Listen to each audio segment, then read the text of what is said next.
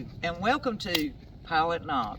Now for those of you who do not know, I was born and raised, so I'm right at home, and I'll give you a shot of the knob here. We are out identifying wild edibles as well as plants you can use medicinally. So the first one on our chart that we've arrived at is the wild sweet violet.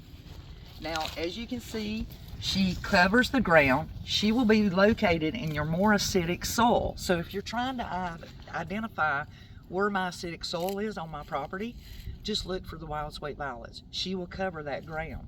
Now what's wonderful about her is in the springtime you get these beautiful blooms, and the one thing that I want you to know about is she is related to the sweet pea.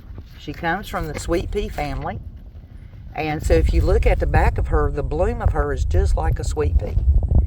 Now they are crunchy, tasty. They are wonderful delicacies. If you want to crystallize these with sugar, you can eat them on your tossed salad. Is that one sweet? They don't have a sweet taste. They have a crunchy, lettucey, green taste. So then that's probably the Sororia instead of the Odorata. Odorata rather, which the Odorata I think is the sweet one.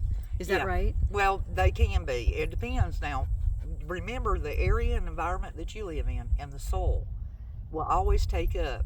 And since they carry those nutrients and spread them out, you could get a crunchy taste like I've got. Sometimes it might be a little bit too green tasting, but that's okay.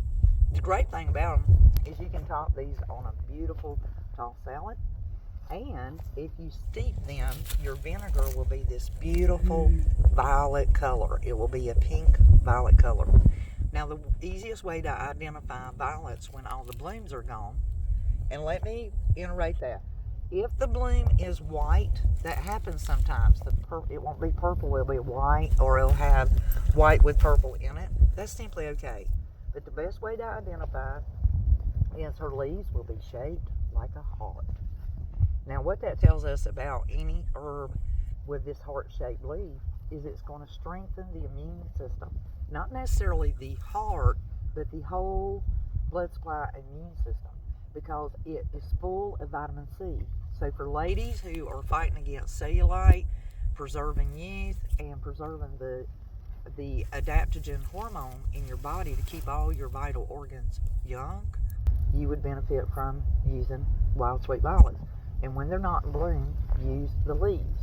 The leaves are not going to be tasty on a salad. They're just not appetizing, but they're really wonderful if you steep them in oils and make your skincare creams or salves, your lotions, or you can bathe in them. Just dry them and bathe in them. Make you a steeping bath with them tied up in a little bag and just let them float around in the tub.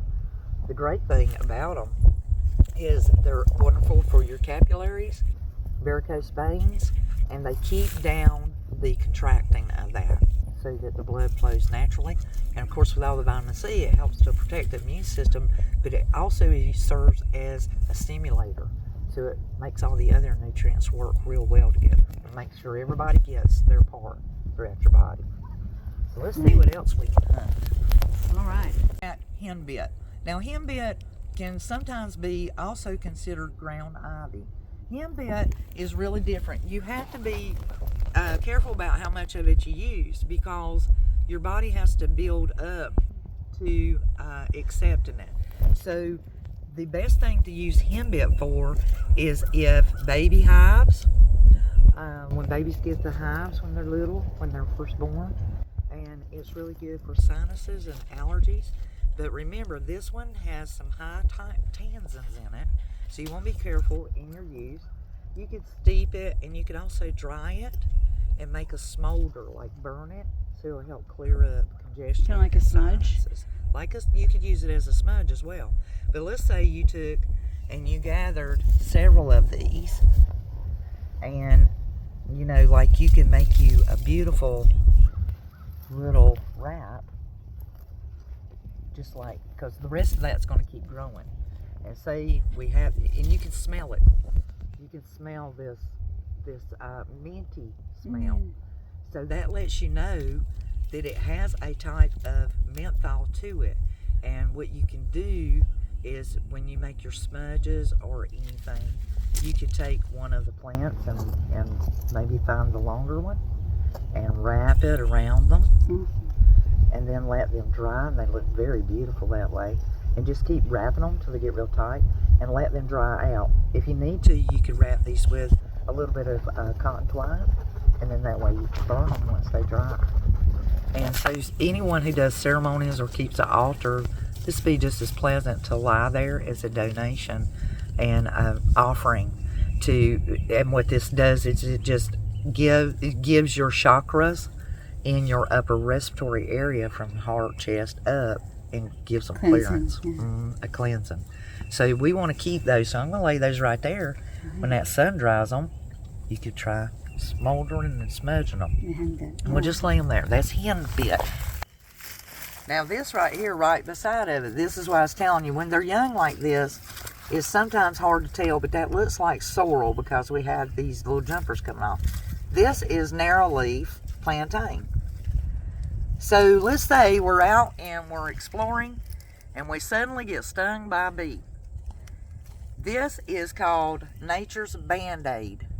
And it just take the leaf, emaciate it in your mouth. It's going to numb your mouth. It's very numbing. And then you'll place that emaciation on the bee sting. And you can actually take, when these are larger and longer, and right now she's young and first coming out, you can place it across that and it'll be your Band-Aid. You can actually kind of twist it and it'll hold that on there. 20 minutes later, you won't even know that you were stung by a bee. Nice. But plantain, if you're struggling with cholesterol and you can't get your cholesterol count down, no matter what you've done, no matter how much medicine you've done, plantain will cut that cholesterol, like down to normal. So internally, but I would recommend that you gather the leaves, dry them, say on a paper towel or in a brown paper sack, and then you want to, chop them up afterwards, because they bruise real easy, they turn black. So it's better to let them dry and then chop them, and then you can introduce them into your oils to use for your medicine or make a salve. Make sure it's a strong steeping of your gathering, make it really strong. With the wild lettuce, this is your wild lettuce, and there's dandelions here too. So, my favorite plant. Yes, and the way that you can tell is, see, the leaves look like a sword, and they have these little sharp teeth, what they call maybe saw teeth, but then their butt out here at the end is round. That's how you know that's a dandelion. And so she'll start throwing up some blooms for us here shortly. But what's wonderful about her is you can use the fresh leaves and you can eat them just like they are, tossed salad. But if you needed to treat planter's warts, then you come out and you harvest your leaves and you steep them in 80 proof or higher liquor, and make sure that you use 1/3 to 2/3. So you got 2 to 3 counts. So you got 3 parts of your alcohol, such as Everclear or vodka, even brandy. And then, of course, you want to make sure you have at least 2/3 plant. So if you get a half a cup of this, and you're using a cup of your alcohol, and you're going to let it steep 7 to 14 days. In the sun, or just in the dark or on a shelf, and just shake her every day or agitate her every day. The way that you know it's done is whenever your herbs have a crunchiness to them, or they're just kind of floppy, lazy, they're just like, ugh, they've given all they're going to give. So take the spent herbs out, strain out your liquid, make sure you strain it a couple of times, because sometimes other seeds lay upon it, or even the larvae of others, insects and stuff. And then that way it's not floating in there, getting you all paranoid, but there's nothing wrong with it. Right. It'll last about 50 years. Right. So make sure you label it and date it. Okay, awesome.